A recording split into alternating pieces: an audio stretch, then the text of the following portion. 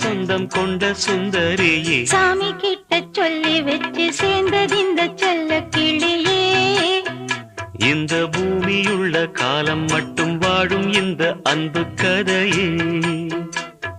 முத்துமணியே பட்டு துணியே, ரத்தினமும் முத்தினமும் சேர்ந்து வந்த சித்திரமே, சாமி கிட்ட சொல்லி வச்சு சேர்ந்ததிந்த செல்ல கிளியே. இந்த பூமியுள்ள காலம் மட்டும் வாழும் இந்த அன்பு கதையே.